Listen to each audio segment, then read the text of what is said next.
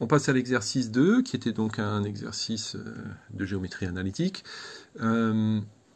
On vous donne donc, il y a un certain nombre de données, l'équation d'un cercle qu'on a appelé C, vous avez une représentation paramétrique d'une droite qui s'appelle G, vous avez un point A, dont vous connaissez les coordonnées, et un point Q, dont vous connaissez l'abscisse, mais pas l'ordonnée, par contre vous savez que l'ordonnée est positive. Et on vous demande en première question de trouver une représentation paramétrique d'une droite qui s'appelle H, qui passe par le point A et le centre du cercle C. Donc on va lui donner un nom, de centre oméga, de coordonnées donc 3 et moins 2. Ça, je pense que vous n'avez pas de problème pour trouver le centre d'un cercle, donc vous connaissez l'équation. Donc en fait, la droite H, ça n'est rien d'autre que la droite A oméga. Donc vous avez deux possibilités, soit vous cherchez effectivement une représentation paramétrique de cette droite, et puis vous vérifiez que vous trouvez la même chose que celle qui est proposée dans l'énoncé, soit vous prenez la représentation paramétrique qui est proposée, et vous vérifiez que c'est bien la droite A oméga, c'est-à-dire vous vérifiez que les points A et oméga sont sur cette droite, et comme il existe une et une seule droite passant par deux points distincts, eh bien ce sera forcément la bonne représentation paramétrique. Donc c'est ce que je vais faire. Donc on considère une droite de représentation paramétrique, donc x égale 3 et y égale 4 plus 6u, u appartenant à R. Alors, je vais vérifier que les points A et oméga appartiennent tous les deux à cette droite. Donc A a pour coordonnées 3, 4.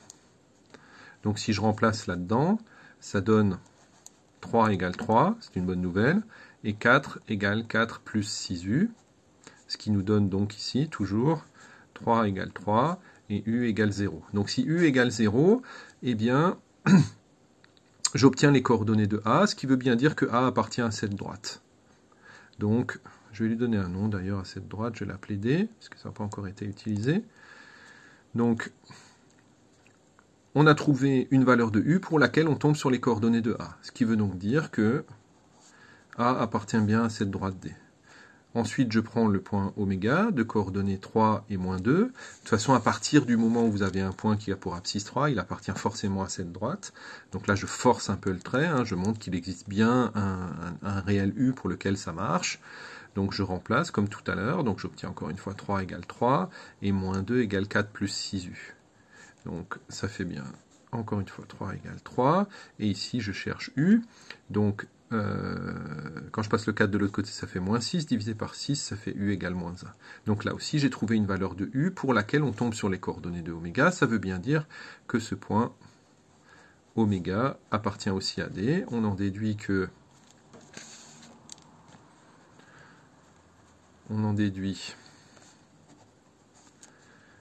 la droite D, c'est la droite A oméga. Et c'est bien ce qu'on voulait démontrer. On voulait démontrer que la droite A oméga a pour représentation paramétrique la représentation paramétrique de la droite que j'avais appelée D. Voilà. Donc pour la question B. Déterminer si le point A est à l'intérieur du cercle C, à l'extérieur ou sur le cercle. Donc pour ça, il suffit de calculer la distance du centre jusqu'au point A, la distance A oméga, c'est-à-dire en fait la norme du vecteur oméga A. Donc je vous rappelle que pour calculer les coordonnées d'un vecteur, c'est les coordonnées du point d'arrivée moins les coordonnées du point de départ. Donc ici, ce seront les coordonnées de A moins les coordonnées de oméga. Donc 3 moins 3, 0. Et 4 moins moins 2, ça fait 6. Donc ici, ça veut dire que cette distance-là, c'est racine carrée de 0 au carré plus 6 au carré, c'est-à-dire 6. Et le rayon du cercle, donc ici vous avez l'équation du cercle, c'est racine carrée de 8, puisque ça c'est R au carré, je vous le rappelle. Donc R égale racine carrée de 8.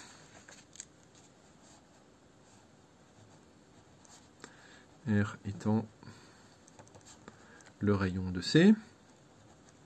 Bien sûr, racine carrée de 8, c'est plus petit que 6.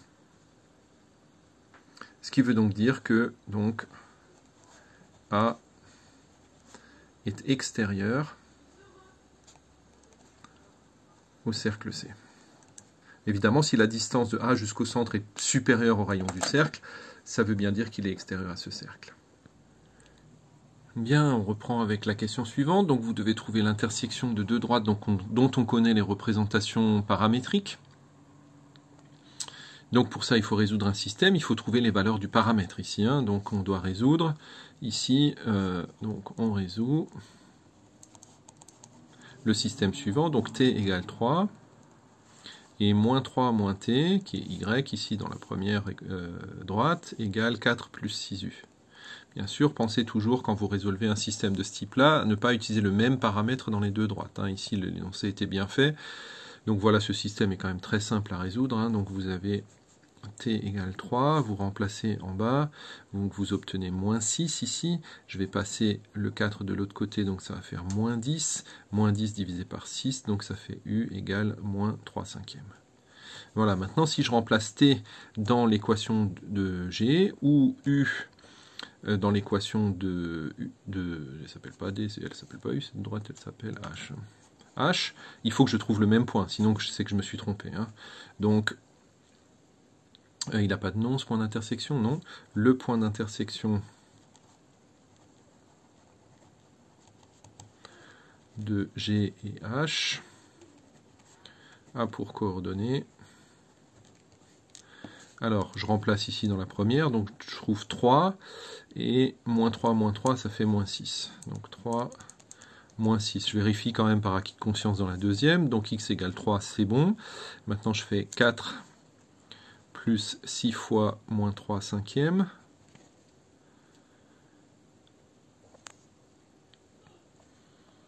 Donc c'est là qu'on se rend compte qu'on fait des petites erreurs. Hein. Ici, c'était moins 10 sur 6, donc c'était pas moins 3 cinquièmes, mais c'était moins 5 tiers. Voilà. Moins 5 tiers. Et donc j'obtiens 4. Le 6 se simplifie avec le 3.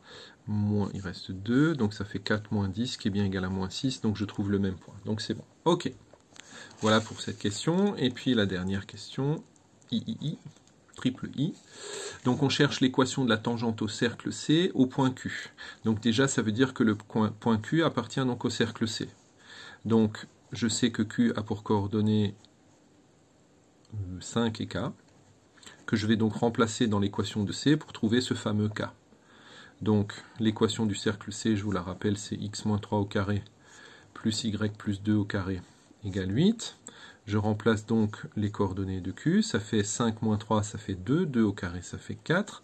Donc Q appartient à C, ça donne donc 5 moins 3, donc 2 au carré, ça fait 4, plus K plus 2 au carré égale 8. Ce qui fait donc K plus 2 au carré égale 4, ce qui veut dire que K plus 2 est égal à 2, ou K plus 2 est égal à moins 2. Ce qui fait donc K... Ah, vous ne voyez plus rien du tout, super. Ce qui fait donc K égale 0 ou K égale moins 4. Or, au début de l'exercice, on avait dit que K devait être un nombre positif ou nul, donc K égale 0. Donc ça y est, j'ai les coordonnées de Q qui sont donc 5 et 0. Maintenant, je cherche une équation de la tangente au cercle. Alors, je vous rappelle, un petit graphique. Donc, vous avez votre point là quelque part Q, et vous cherchez l'équation d'une tangente ici, et vous avez oméga qui est là. Et vous savez donc que le rayon ici est perpendiculaire à la tangente. Donc on va chercher les coordonnées du vecteur oméga Q pour avoir les coordonnées d'un vecteur normal. Donc ce sont les coordonnées de Q moins les coordonnées de oméga. Donc c'est 5 moins 3, c'est-à-dire 2, et 0 moins moins 2, c'est-à-dire 2. Donc je peux prendre ça comme vecteur normal à cette tangente qui a un nom. Non, on va l'appeler T, hein, c'est très original. Donc est un vecteur normal à T. Bien, alors on peut utiliser ce vecteur-là, ou un vecteur qui lui est collinéaire, c'est-à-dire qu'on a le droit d'utiliser le vecteur par exemple de coordonnées 1, 1, c'est un vecteur qui a même sens, même direction, mais qui est 2 fois plus petit, c'est peut-être plus simple que 2, 2, bon, gardons 2, 2, c'est pas la fin du monde non plus. Donc ce que je sais, c'est que T admet donc une équation du type ax plus by plus c égale 0, comme toutes les droites, mais comme j'ai un vecteur normal ici, je peux donc choisir pour A, je peux choisir 2, et pour B égale 2. Donc on pose A égale 2 et égale B. Donc je sais que T admet une équation du type 2x plus 2y plus C égale 0. Il ne reste plus qu'à trouver C. Pour trouver C, j'utilise bien sûr les coordonnées du point Q. Donc Q appartient à T, donc j'obtiens 2 fois 5 plus 2 fois 0 plus C égale 0. Donc ça donne donc C égale moins 10. Et donc je trouve une équation de ma tangente T. Donc pour équation 2x plus 2y moins 10 égale 0, ce qui est donc bien sûr la même chose que x plus y moins 5 égale 0 en divisant par 2 de chaque côté de l'égalité. Et je retrouve d'ailleurs ici ce que je disais tout à l'heure, si je prends les coefficients ici a et b de cette équation-là, je retrouve 1 et 1, c'était le vecteur normal que j'aurais pu prendre ici à la place pour me simplifier les calculs. Bon, voilà pour cet exercice 2, j'espère avoir été clair.